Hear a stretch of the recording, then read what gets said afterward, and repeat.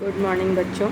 आज की क्लास में मैं आपको संप्रेषण के प्रकार समझाने जा रही हूँ। संप्रेषण के प्रकार में पहला है मौखिक संप्रेषण और दूसरा है लिखित संप्रेषण। इसके अलावा औपचारिक और अनौपचारिक संप्रेषण। सबसे पहले मौखिक संप्रेषण। तो दो या दो से अधिक व्यक्तियों के बीच जो सूचनाओं का आदान प्रदान होता है वो जब प्रत्यक्ष रूप से आमने सामने बैठकर होता है तो उसे हम कहेंगे मौखिक संप्रेषण। मौखिक संप्रेषण में दूर दूर रहकर किसी यंत्र, टेलीफोन आदि से बातचीत करना या संदेशों का आदान प्रदान करना भी इसी श्रेणी में आता है। सामान्यतः बैठकों, सम्मेलनों या फिर सेमिनार्स वगैरह जो होते हैं या जो गोष्ठियाँ होती हैं, इसमें मौखिक संप्रेषण का प्रयोग किया जाता है। पर्यवेक्षक और निरीक्षक भी अपने अधीनस्थों को मौखिक संप्रेषण ही देते हैं। कभी कभी प्राचार्य द्वारा शिक्षकों एवं विद्यार्थियों को भी मौखिक संप्रेषण दिया जाता है। मौखिक संप्रेषण के साधन हैं, पहला है व्यक्तिगत वार्तालाप, दूसरा है सामूहिक वार्तालाप, फिर है दूरभाष, रेडियो, दूरदर्शन, वायरलेस और अन्य प्रकार की बैठकें। तो ये था मौखिक संप्रेषण किसे कहते हैं। इसके बाद हम देखेंगे मौखिक संप्रेषण के क्या लाभ हैं। तो पहला है प्रभावशाली। मौखिक संप्रेषण में जब दो व्यक्ति आमने सामने बैठकर प्रत्यक्ष रूप से चर्चा करते हैं तो हाथ मुंह जो हिलता है उसके हाव भाव से भी बहुत कुछ समझ में आता है और विषय वस्तु पर बल मिलता है। तो मौखिक संप्रेषण संवाद को अधिक प्रभावशाली बनाती है जब हम आमने सामने बैठकर चर्चा करते हैं।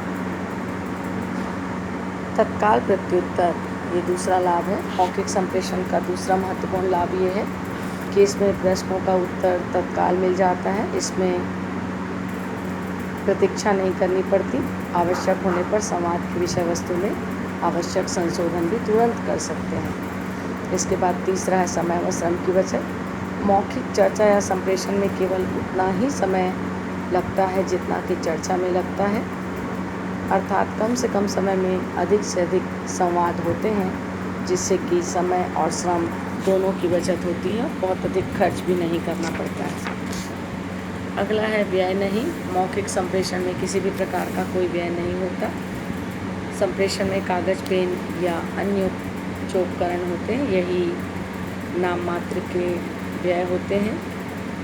लिखित में होता है कागज़, पेन वगैरह, लेकिन मौखिक में ये व्यय की भी आवश्यकता नहीं होती। संदेहों का तुरंत निवारण। संप्रेषण में जितने भी संदेह होते हैं, भ्रम की स्थिति होती है, उनका तुरंत हम मौखिक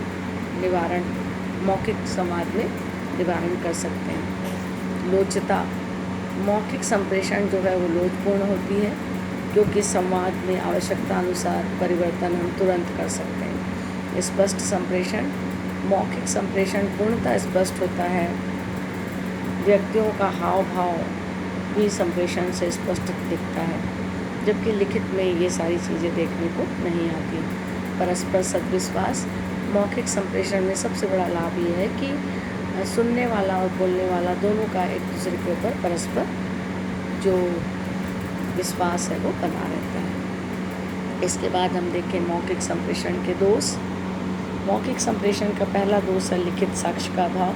मौखिक संप्रेषण में चूँकि दो लोगों के बीच आपस में वार्तालाप होती है तो किसी भी प्रकार का यहाँ पे कागज़ वगैरह का प्रयोग नहीं किया जाता, लिखित साक्ष्य नहीं होता, तो भविष्य में विवाद की स्थिति उत्पन्न हो सकती है क्योंकि लिखित से प्रूफ रहता है।